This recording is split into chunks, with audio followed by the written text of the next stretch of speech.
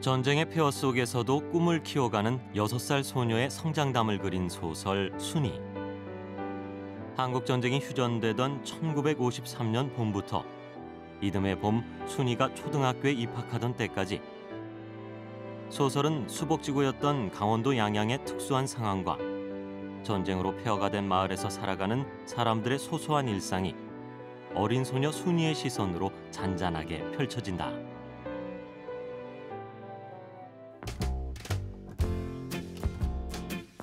안녕하세요. 저는 강원도 산골에 사는 순이라고 합니다. 올해로 6살이에요.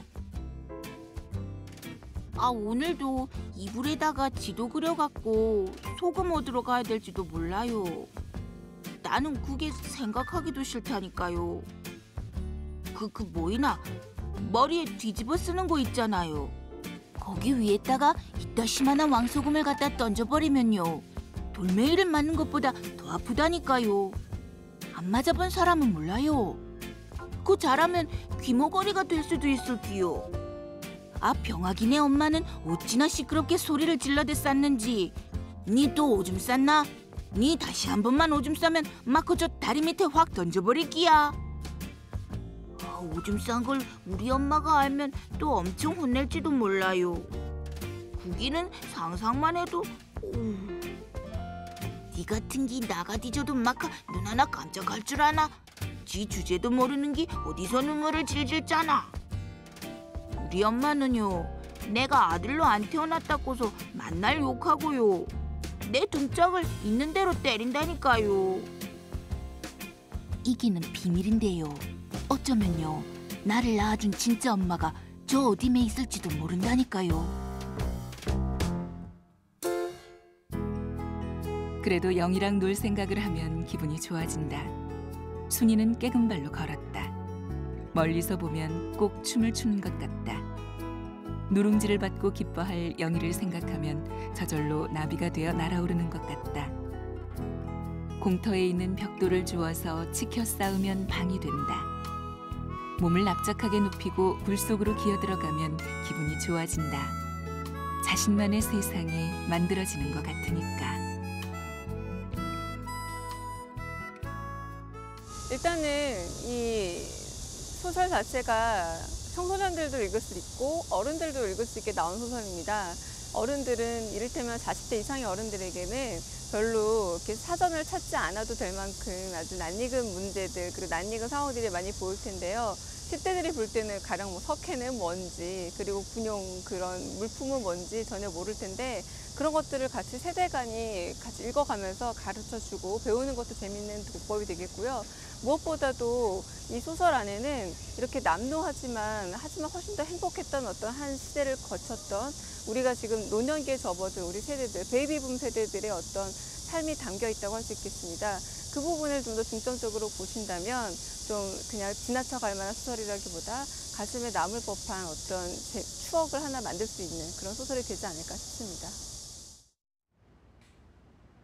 선생님 안녕하세요. 안녕하세요. 네, 선생님 뵈면 어디선가 하성란하고 저를 불러주실 것 같은데요. 정말 오랜만에 뵙습니다. 네, 너무 반가워요. 네. 오랜만에 정말 예쁜 책이 나왔어요. 겉표지도 예쁘고 신윤복 선생님의 글씨도 참 좋습니다. 네, 제가 표지 글씨 중에 이 글씨가 제일 마음에 들어요. 네.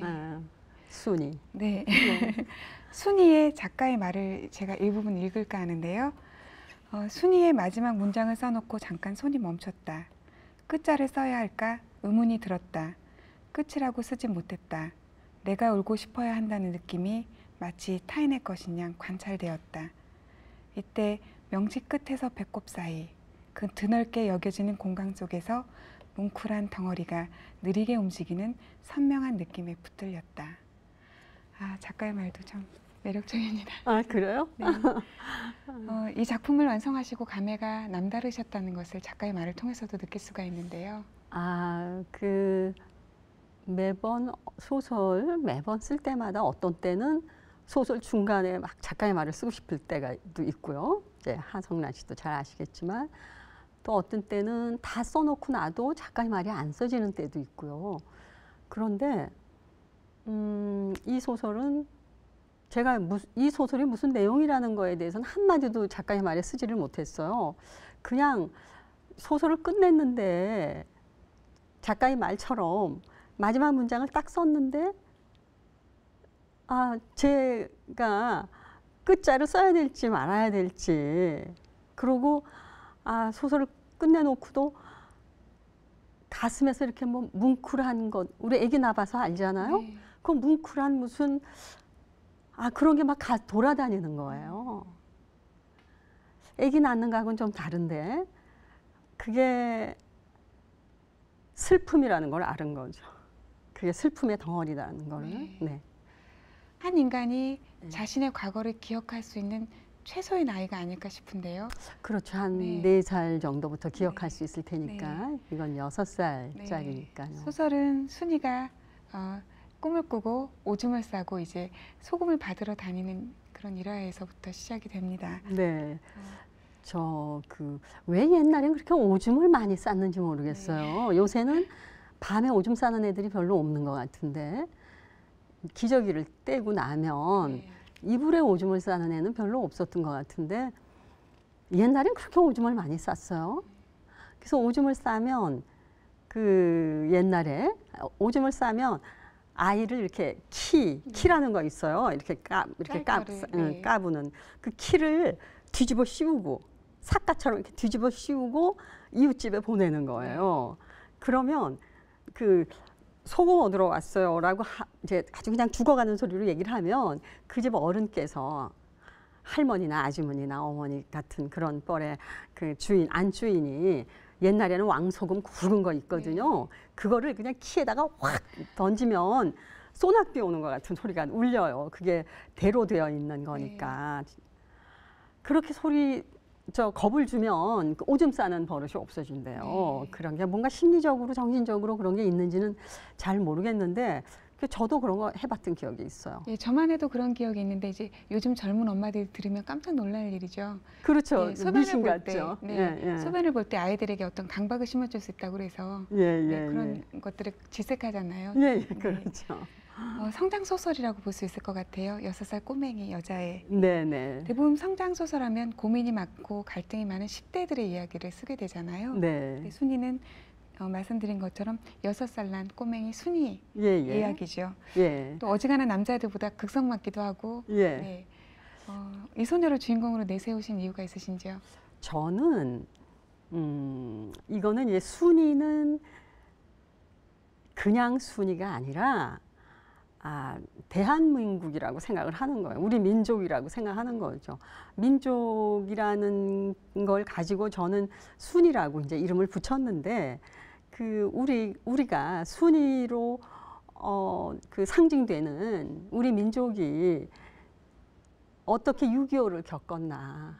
그리고 6.25를 통해서 생긴 여러 가지 공포라든가 결핍이라든가 그다음에 열등감이라든가 뭐 이런 것들이 현재의 시각에서 그것을 반추해보는 그런 기회로 독자들이 삼았으면 좋겠다. 우리들이 지금 누리고 있는 과잉 소비, 풍요로움, 그다음에 상대적 결핍감, 그런 것들의 고향은 어디인가 하고 순이라는 아이를 통해서 현재 살고 있는 우리들의 고향으로 단체로 집단적으로 가보면 어떨까 하는 게 작가로서의 저희 욕심이라고 말할 수 있어요. 양양이라는 잘 보면 동족 상잔, 6.25, 그다음에 분단 그런 것에 대한 비극의 살아있는 교과서라고 말할 수가 있어요. 그래서 그러니까 이거는 이제 1953년 휴전이 되고 54년 봄까지의 이야기거든요. 그렇게 해서 주인공은 6살짜리인데 그 6살짜리 아이의 눈으로 그 이상한 지역, 소설 같기도 한 너무나 이상한 그 지역의 역사적 상처를 6살 아이의 눈으로 보여주면 더 극적일 것 같아요. 그래서 어떤 중요한 사안들도 그냥 6살 눈에 비치기 때문에 예. 어떤 가감이 없죠, 선생님. 네네. 그대로 네. 보여주죠. 예. 네. 그 다음에 제가 이 순이라는 아이는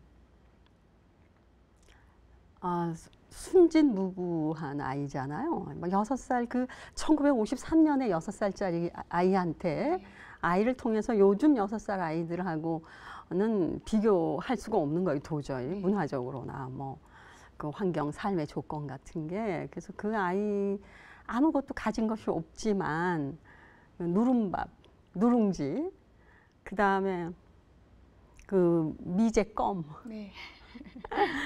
미제껌 하나 생기면 그거를 하루 종일 씹다가 그 다음에 자기 직전에 흙벽에다가 붙여놓고요. 눈 뜨자마자 또 그거 떼어서 이제 씹고 그거 며칠 하면 한 2, 3일만 되면 이 더러우니까 껌이 새까매지거든요. 때가 묻어가지고.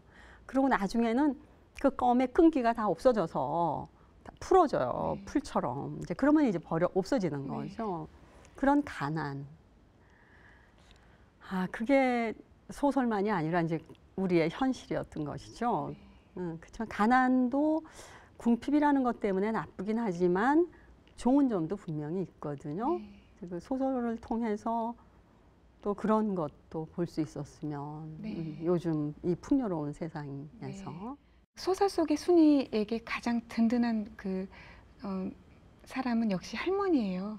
예. 할머니가 그 난노쿠 기억자도 모르는 이제 무식한 분이고 또 그 친정이 가난했다고 그래서 순이 어머니가 이제 며느리잖아요. 그 며느리로부터 은근히 멸시받는 그런 할머니인데 그 할머니는 어떻게 보면 이제 세속적이지 않은 사람일 수도 있어요. 너무 아이 같은 마음을 가지고 있으니까요. 할머니를 그린 거는 요즘 사람들이 그런 자연 너무나 따뜻하고 무식하지만 원래 그 문명으로부터 훼손되지 않은 인간성을 가진 마치 나무나 돌이나 풀이나 하늘이나 별이나 달 같은 그런 인간성을 부여하려고 제가 만든 인물이거든요. 근데 이 책을 읽고 어떤 독자들은 할머니가 잊혀지지 않는다고 그래요. 할머니가 가슴속에 남아가지고 자꾸 할머니가 떠오른대요. 그런 할머니 하나쯤 있었으면 좋겠다는 생각을 해보게 됐어요. 예. 요새 사람들이 그 할머니를 통해서 우리들이 가지고 있는 삶의 방식이나 그 사유 방식이나 정서나 이런 것들이 얼마나 그 가공됐는가 하는 거를 미루어 짐작을 하는 거울로서 이 할머니를 봐주면 제가 기쁠 것 같아요. 네. 요즘 이런 할머니 찾아보기 힘들죠. 예, 어떻게 보면. 할머니들의 마음, 저는 아직 이제 아이들이 시집을 안 가가지고 할머니가 못 됐는데 이 세상에서 가장 훌륭한 사람이 잘 늙은 할머니일 것 같아요. 완성된 인간성 가진 분. 그런 사람들이 할머니가 아닐까 이런 생각이 들어요. 반면에 순이 엄마는 엄마인데도 어쩜 그렇게 순이에게 모질게 대하는지요? 네, 그거는 이제 제가 다음 이제 어떤 소설에서 그 제가 이제 이런 그 순이 어머니 같은 여성들이 제 소설에 드문드문 나오는데 왜 그렇게 되었을까? 또 여기 순이 아빠 같은 남성은 왜 그렇게 되었을까 하는 거를 제가 죽기 전에 어떤 소설에서 정리를 해보려고 그러거든요. 그 인간성, 그 인물의 성격에 대해서. 그래서 할머니의 대화를 통해서 좀 비춰지는 어머니의 모습을 좀 볼 수 있는데요. 에미가 욕했? 때렌? 이렇게 물어보기도 하고요. 어머니 네가 그거 하나 안 달고 나왔다고 또 갈사했잖? 그거 하나라고 말할 때 할머니는 손가락을 잽싸게 순이의 사타구니에 집어넣었다 뺐다. 삼신 할미도 야속하지. 모임 미워서 우리 순이를 그놈무거 하나 다뤄주지 않고 내보냈노. 라는. 정말 그게 뭐라서 그런 고추 걸까요? 하나 안 달고 나왔다고. 그 옛날에는 옛날 어머니들은 요새는 뭐 딸을 낳아야 좋아한다고 그래요. 딸을 낳아야지 좋아한다고 그러는데 제가 어렸을 때만 하더라도 어머니들이 일단 첫 아이로 아들을 낳아 놓아야지 안심이 되었다고 그래요. 왜냐하면 가부장이기 때문에. 네, 그 가부장을 낳아 놓음으로써 그 어머니의 결혼 생활에서의 자기 그 토대가 확실해지니까 아들을 통해서 그 집안에 뿌리를 박을 수가 있기 때문에 아들을 그렇게 원했던 것 같아요. 소설 곳곳에서는 그 먹는 재미도 빼놓을 수가 없는데요. 네. 양양이기 때문에 아마 이게 가능할 것 같아요. 그쪽에 네. 도루묵 알 터지는 소리요. 도루묵 알. 도루묵 알, 네. 도루묵. 지금도 네. 도루묵이라고 그러죠? 네. 예, 도루묵이라는 게 옛날에 그 임금님한테 바치니까 네. 맛이 없다고 도루 갖다 먹으라고 너나 도루 갖다 먹어라 이래서 생긴 이름이라고 그러는데 제가 어렸을 때는 전후니까 전쟁 그 폐허 속에서 먹을 게 너무 없고요. 또 저희 그 양양 옆에가 속초인데 속초에는 피난민들이 아바이 마을이라는 것을 형성해서 빈민촌을 이루고 있었는데 그 농촌에서는 보릿고개라고 그래서 아직 보리가 패기 전에 감자가 알이 생기기 전에 그러나 쌀은 떨어진 이맘때 막 그 춘궁기라고 그래갖고 굶어 죽는 사람들이 생기고 바닷가에서는 또 고기가 안 잡히는 그런 때가 있나 봐요. 풍랑이 치고 이러는 그런 시기가 있었는데 그럴 때 바닷가로 그 도루묵 알 같은 거가 나오나 봐요. 알만요. 예. 아무튼 뭔가 그 산란을 해놓고 떠나는 거군요. 네, 뭔지 모르지만 아무튼 도루묵 알 같은 거를 말려가지고 그거를 그냥 꼬닥꼬닥 이렇게 씹어 먹은 기억이 나요. 네, 이 예. 소설 속에서도 아이들이 그걸 먹는 네네, 장면이 그거 나오잖아요. 먹죠. 예. 네, 그런가 하면 또 제사 장면도 나오고요. 예, 음식을 만드는 제가 그 장면. 제사 장면하고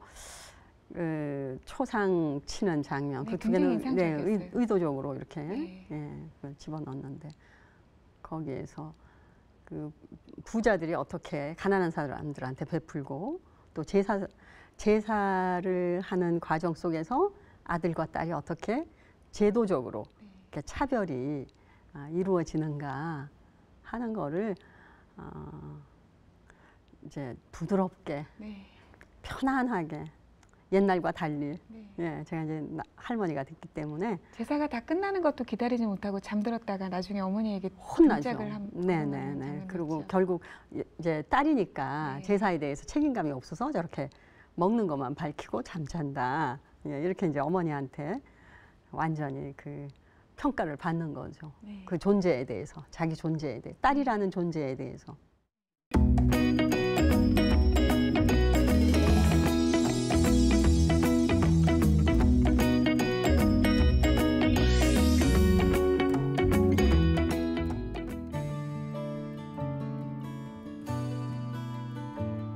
소설 순이의 주요 무대인 강원도 양양.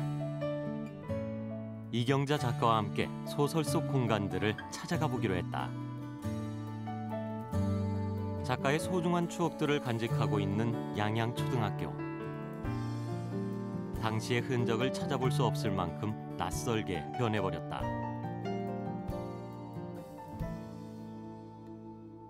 하지만 고향 친구와 함께 떠올리는 학창 시절은 정겹기만 하다. 이런 판자. 글쎄, 그래가지고 이거 서로 선 긋고 넘어오는 게 한데. 네, 바로 여기가 순이에 나오는 초등학교예요. 순이가 이 초등학교에 입학했을 때 제가 앉은 방향에서 아주 직선 저쪽에서 서서 아마 혼자 울고 있었을 텐데요. 지금은 뭐 아주 그 순이가 초등학교 입학했을 때하고는 비교할 수 없게 학교가 정리되고 발전했네요. 몇 학년이야? 6학년. 한참 어린 후배들과 이야기꽃을 피우며 즐거운 한때를 보내는 이경자 작가. 그 운동회 하면 양양 사람이 다 모이는 거야, 이 운동장에. 반세기 전 사건들은 마치 어제 일처럼 그 선명하게 밑에 달걀 되살아난다. 귀신이 산다고 그랬었는데. 너희들도 지금 이 운동장에서 운동회를 하면은 양양 군민이 모두 다 모여가지고 양양의 가장 큰 축제나 다름없던 그런 운동장이거든요. 변하지 않는 건 땅인 것 같아요. 이 운동장은 변함이 없으니까요. 지금 이제 이 건물이 순인의 집이 있던 자리죠. 그래서 지금은 이 도로가 골목같이 됐지만 옛날엔 이게 엄청 크게 보였던 도로죠. 이리로 자동차가 지나가면 순이는 그 먼지 더미 속에 들어가서 좋아가지고 막 팔짝팔짝 뛰다가 요렇게 오면 여기에 건물이 부서진 벽돌이 이제 이렇게 쌓여 있는 거예요. 그럼 거기서 벽돌 주워가지고 갈아서 고춧가루도 만들고 소꿉장난도 하고 또 벽돌을 이어서 방도 만들고 공깃돌 놀이도 하고 이러다가 이제 저 성당으로 올라가고 이랬죠. 뭐. 옛날에는 조금 지금하고 달라서 여기가 그냥 흙바닥 마당이었거든요. 그래서 순이가 엄마한테 야단을 맞는다든가 또 영희를 만나러 왔을 때 영희가 없다든가 뭐 씹던 껌이 다 없어졌다든가 이렇게 하면 여기 와가지고 그냥 흙바닥에 주저앉아요. 주저앉아서 6살짜리 순이한테는 이 운동장이 엄청 넓은 광장 같은 거예요. 그럼 거기에서 교실에서는 노랫소리도 들리고 노는 시간이면은 오빠들 공차고 언니들은 고무줄하고 그런 거를 바라보고 글씨를 쓸 줄 모르지만 이 흙바닥에다가 사금파리로 뭐 그림도 그려보고 이렇게 하면서 그 쓸쓸함을 어린 아이의 그 슬픔 같은 거, 쓸쓸함 이런 거를 아마 여기서 달랬겠죠. 그러고 이 성당을 순이는 처음에는 성당을 아주 무서워해요. 왜냐하면 주변에서 보기가 어려운 그런 그 풍경이고 집이고 이런 집은 없었으니까요. 순이가 어렸을 때는 다 여기가 거의 99%가 초가집이었으니까요. 그래서 이렇게 성당으로 가고 들어가서 왜 신부님하고 똑같이 생긴 예수님, 신부님하고 닮은 천주님 그런 것들을 신기하다고 생각을 하면서 천국을 생각을 하는 거죠. 그 6살 순이에게는 집안의 어른들, 부모님, 할아버지, 할머니가 그 아이에게는 신과 같은 존재였는데 그 어린 아이가 아버지, 어머니, 할아버지, 할머니와 생김새가 다른 새로운 신을 이곳에서 발견하는 거예요. 그거는 그 이제 소설 속에서 어떤 상징성을 가지고 있는가 하는 것도 중요하겠지만 소설가인 저에게도 이 성당은 아주 중요한 곳이었어요. 저는 그 사춘기 때는 수녀님이 되는 게 꿈이었고요. 어릴 때는 이곳에 오면 집에서 먹을 수 없는 감자밥밖에 먹지 못하던 때에 여기 오면은 뭐 빵도 먹을 수가 있고 또 예수님을 닮은 신부님도 볼 수가 있었고요. 그래서 제가 어렸을 때 그 상상력을 키워주는 제 꿈을 세계로 넓힌다고 할까요? 뭐 이런 아주 중요한 장소가 바로 이 성당입니다. 고향 곳곳을 둘러보는 장면에서 선생님의 어린 시절도 겹쳐지고 소녀 시절도 겹쳐지는데요. 네. 이렇게 아름다운 양양에서 그 수복지구의 네. 그 모습을 연상하기는 어려운데 네. 아까 말씀하신 것처럼 밭과 집뿐만이 아니라 사람들도 그렇게 반으로 어느 날 느닷없이 갈리곤 했잖아요. 네네. 네. 그 광경이 순이의 눈에 비쳐서 아주 부드럽게 비춰주고 있지만 네. 굉장히 끔찍했던 과거사인 듯한데요. 물론이죠. 제가 어렸을 때 저는 실제로는 저희 집에는 그 분단과 관련해서 무슨 큰 고통을 받지는 않았어요. 왜냐하면 저희 아버지는 그 남한을 좋아한 사람이기 때문에 거기서 이제 양양에서 그 수복지구 양양에서 행복하게 살 수가 있었는데요. 제가 어렸을 때 간첩으로 네. 삼촌이 간첩으로 내려와서 어머니를 찾아온 거예요. 그 혼자 남은 어머니를 찾아온 아들을 간첩으로 내려왔는데 그 어머니가 아들을 가서 고발할 수는 없잖아요. 우리 아들이 간첩으로 내려왔다. 그런데 이 아들이 나갔다가 잡혀서 줄줄이 온 집안이 박살나고 뭐 이런 일들, 뭔가 그 수복지구가 아니면은 그런 독특한 아픔, 독특한 상처, 독특한 공포, 네. 독특한 집단 무의식 같은 거가 형성될 수 없는 어떤 그런 것이 제가 자라나면서 많이 보았어요. 네, 소설 속에서도 분이네로 표현이 되는 네네, 그 분이 네. 그런 걸로 네. 예, 표현이 되죠. 순이의 눈에 동족상잔의 비극 이런 것들은 비춰지지 않죠. 대신 어른들의 수다, 예, 네, 어른들의 네. 말을 통해서만 이제 분이네의 사정이 나중에 알려지게 되잖아요. 예, 우리가 그 고문을 할 때 직접 매를 맞는 사람보다 매를 맞는 사람을 바라보는 육친, 가령 뭐 내 아이가 매를 맞는다든가 내 아내가 매를 맞는다는 그러니까 이런 걸 바라보는 것이 더 고통스럽다 그러잖아요. 예. 그래서 저는 그 순이라는 아이를 통해서 바라보게 함으로써 더 그 시대를 더 절실하게 느낄 수 있게끔 하려고 했는데 저는 그런 생각이 들었어요. 옛날에 무성 영화를 보면 네. 장면들과 대사는 없이 장면들만 흘러가잖아요. 네. 근데 거기에 몰두하게 되면 더 많은 어떤 맞아요. 충격이나 감동을 맞아요. 받을 수가 예, 있잖아요. 예. 그래서 말을 하지 않으면 네. 더 많이 들을 수 있고요. 네. 귀로 듣지 않으면 더 많이 느낄 수가 있어요. 무엇보다도 또 당시 사회에 전파되기 시작한 기독교, 또 기독교와 함께 네. 들어온 서구 문명에 관한 언급들도 네. 굉장히 재미있고 그거가 이 소설에서 아주 중요한 네. 제가 드러내고자 한 중요한 요소 중에 하나예요. 그 가난하고 우선 가난하고요. 그다음에 전쟁의 공포가 너무나 막 그렇게 무의식까지 이렇게 뭐라 그럴까 무의식까지 다 물들인 때에 그러한 불안한 통일이 될 것인가? 또 우리는 과연 빨갱인가? 여기에 살았다는 이유만으로 빨갱인가? 나의 자식은 인민군이 돼서 죽었거나 혹은 올라갔는데 나의 남편은 나의 아이를 데리고 올라갔는데 또 이 순이 아버지처럼 남쪽에 갔다가 이렇게 온 사람들 뭐 이런 사람들이 혼재해서 살고 있는데 서로 그 이념이 무엇인지도 모른 채 한 사람은 빨갱이고 한 사람은 빨갱이가 아닌 거예요. 그리고 그런 것들 때문에 국군이 올라가고 인민군이 내려오고 몇 차례 하는 동안에 자기도 모르는 사이에 원수가 되어 있거나 그러나 그 사람들은 자기네들이 왜 원수가 되어 있는지 모른 채 원수가 되어 있는 거예요. 이런 것들을 이런 상처가 있는 거예요. 그 양양 사람들한테 이런 상처를 가진 사람이 가난도 구호물자를 통해서 먹을 것도 주고 그 다음에 당신들이 지은 죄 알게 지은 죄 모르게 지은 죄를 다 없애준다.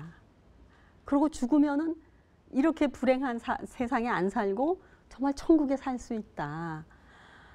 이거보다 더 달콤한 유혹이 어디 있겠어요. 예.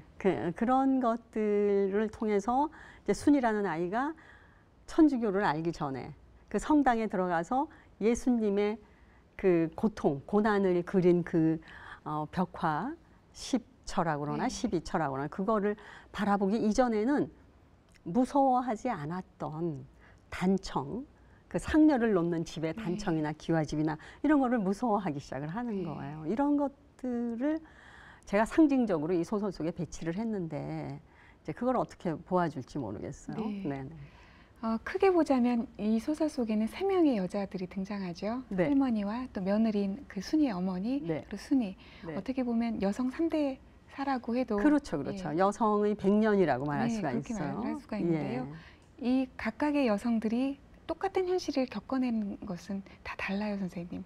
그렇죠. 그 현실을 받아들이는 것이 다르고 현실을 살아내는 그 모습이 다르고 이제 사는 시간과 공간이 이제 다 달라지겠죠. 네, 또 여성의 성역할도 다르죠. 물론 성역할도 다르죠. 이 할머니는 맹목적이고 순종적이고 거의 그 존재감이 없다고 말할 수가 있죠. 예, 그냥 자기는 삶이 주어졌기 때문에 사는 그런 사람이고요.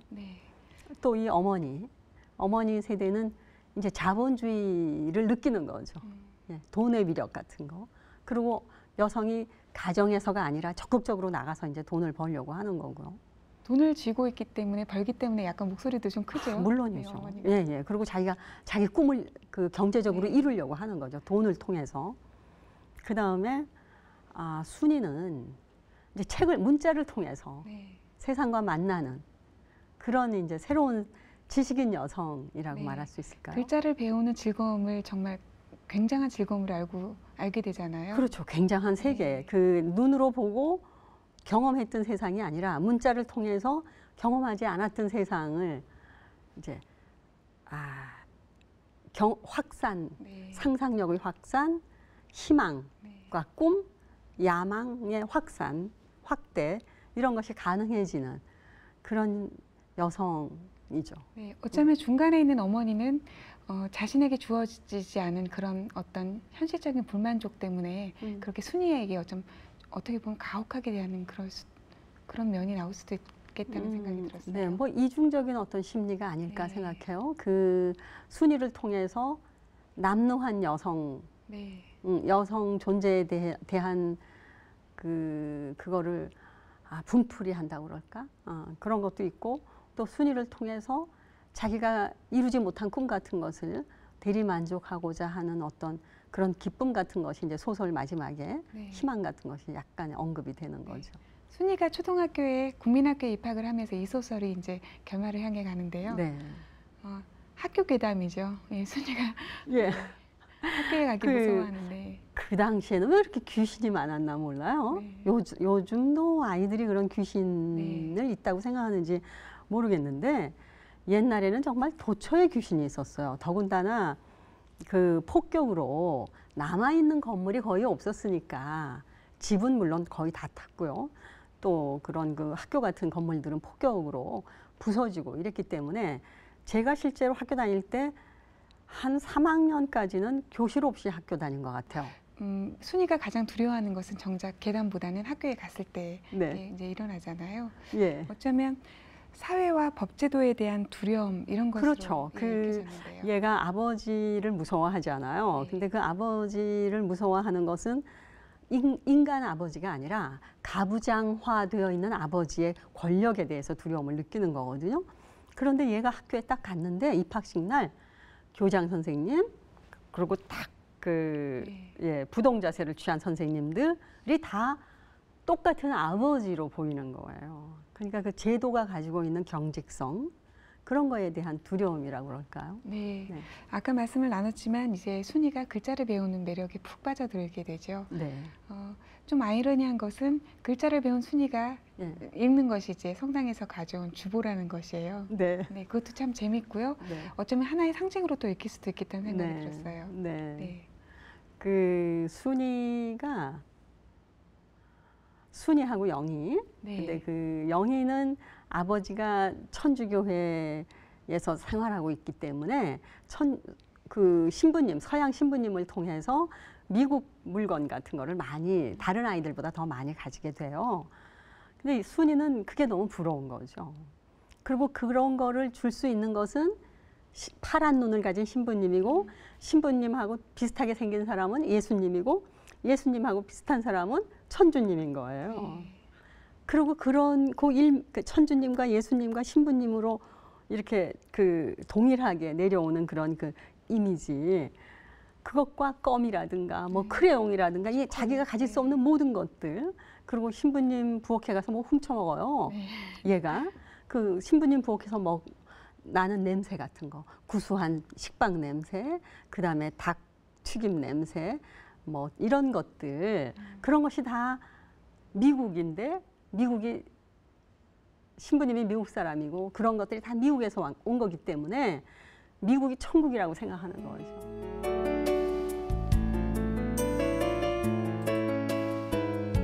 이른 시각 작가는 홀로 컴퓨터 앞에 앉아 자판을 두드린다. 새로운 이야기가 시작되고 있다.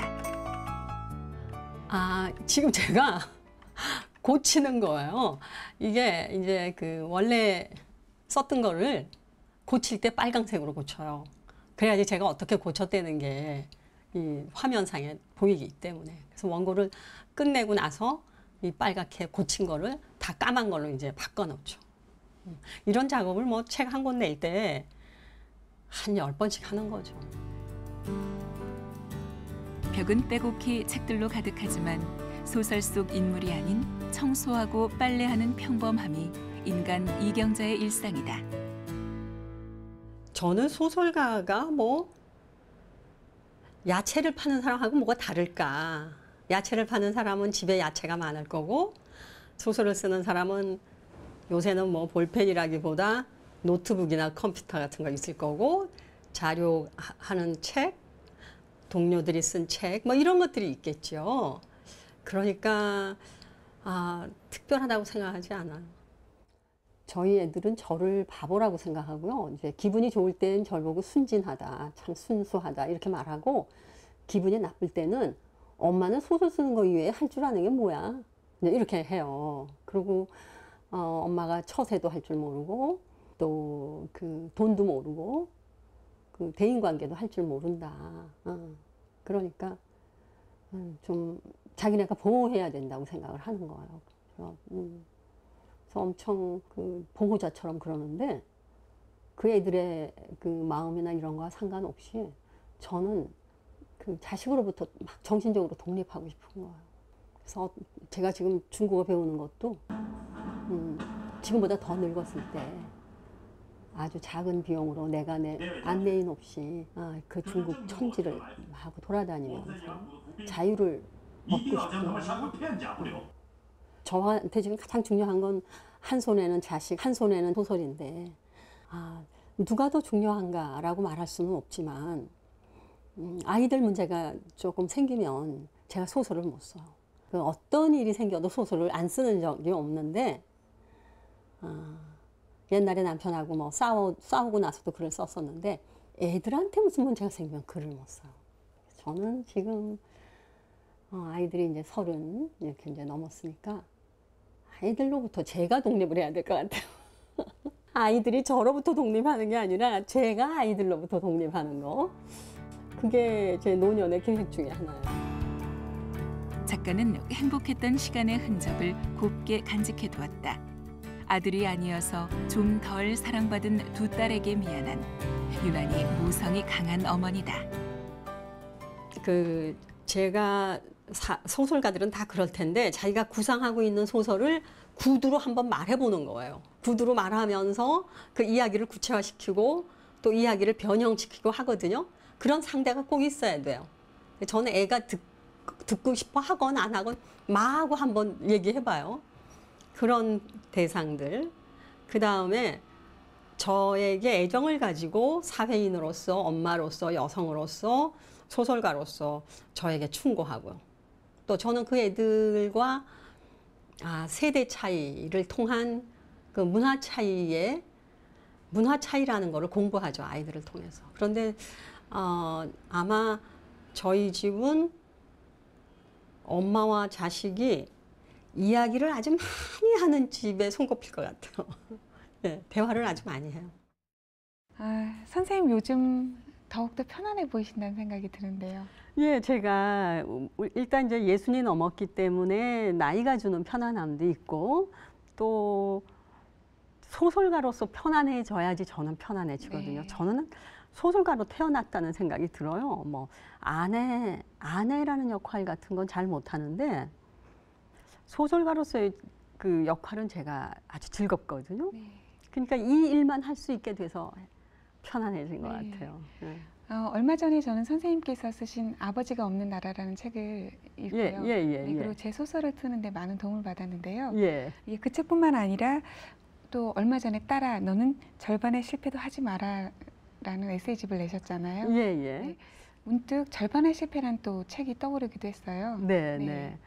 저는 제가 아주 기본적으로 반항적인 기질을 타고난 사람인 것 같은데, 그래서 그 남성 중심 가부장 사회가 가지는 여성에 대한, 남성이 원하지 않아도 제도적으로 여성이 그 어려움을 겪는 그런 상황에 대한 거를 이제 소설로 만든 것이 절반은 실패인데, 그 절반의 실패는 너무 제가 지금 생각해도 좀 과격해요. 그렇지만 그때 상당한 센세이션을 일으켰죠. 예, 너무 과격해서. 네. 그리고 조금 부드럽게 진짜 나이 먹은 어머니의 목소리로 요즘 자라나는 아이들에게 어떻게 살아야지 남성들하고 잘 살 수 있을까 하는 얘기를 들려주고 싶었어요. 그리고 여성이라는 것이 무엇인지 그렇게 해서 쓴 산문인데 네. 사실은 그게 딸에게 쓰는 편지인데요. 그 제목을 잘 못 붙여갖고 그 제 책이 안 팔린다고 박완서 선생님께서 네가 제목을 못 붙이니까 그 책은 딸아 너는 절반의 실패도 하지 마라 이렇게 붙여라. 그러면 책이 잘 팔릴 거라 이러는데 어떤 사람은 또 그 제목 때문에 책이 안 팔리거든요. 네. 앞으로도 많은 네. 작품을 쓰실 건데요. 네. 또, 이제 지금 구상하고 있는 작품이 있으신지요? 네, 제가 내년 한 가을쯤 낼 예정으로 지금 이렇게 이제 쪼물락쪼물락거리는 장편 소설이 있어요. 그거는 제가 고민하고 있던 문제를 그러니까 그 유교 이념, 네, 그 유교 이념들이 남성과 여성들의 삶을 어떻게 미화하고 억압하고 그 억압을 미화했는가. 그 미화했기 때문에 어떻게 고통받고 갈등을 했나 하는 것들을 따뜻하고 부드럽게 쓰려고 그래요. 네. 네. 정말 귀한 시간일 거라는 생각이 듭니다. 선생님의 말씀으로 양양사투리를 들을 수 있는 기회가 아닐까 싶은데요. 네, 제가 네. 낭독을 해볼까요? 네. 네. 선생님의 낭독을 끝으로 이 시간 마칠까 합니다. 선생님 귀한 시간 주셔서 감사합니다. 고맙습니다. 순이가 영희를 바라보았다. 만져봐. 영희가 그렇게 말하는 표정을 지었다. 순이의 손이 크레용 상자로 그림자처럼 다가가서 크레용 7개의 몸 위를 쓰다듬었다. 이런 건 어디서 났노? 순이가 수줍게 물었다. 미국에서 왔어. 영희가 대수롭지 않다는 듯 대답했다. 순이가 영희를 쳐다보았다. 미국이 어딘지 아노? 순이가 머뭇거리며 물었다. 순간 영희가 피 입안에서 퍼지는 웃음소리를 냈다. 미국은 천당이야. 천당? 순이가 흥분한 목소리로 물었다. 영희는 모른 척 대답하지 않았다.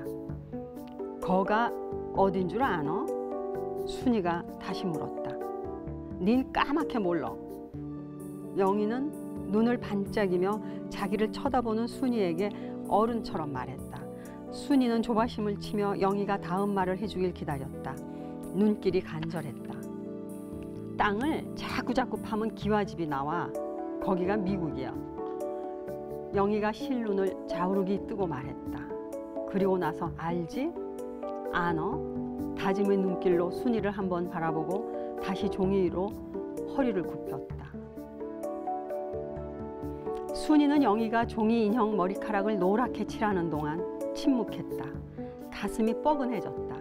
자꾸만 천당과 미국, 그리고 미국, 천당, 미국이 머리에서 맴돌았다.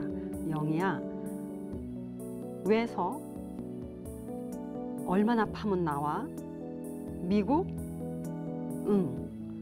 순이가 대답하자마자 영희는 허리를 들고 바로 앉아 고개를 갸웃하고 생각했다. 땅 끝까지 파면 나와. 영희가 두 손을 한껏 휘둘러 둥글게 해보이고 끝 소리쳤다. 다른 사람들도 다 아노? 순이가 비밀스럽게 물었다. 영희는 아랫입술을 입안으로 말아들였다. 아무도 몰라. 그럼 영희야, 우리 둘이 파볼란?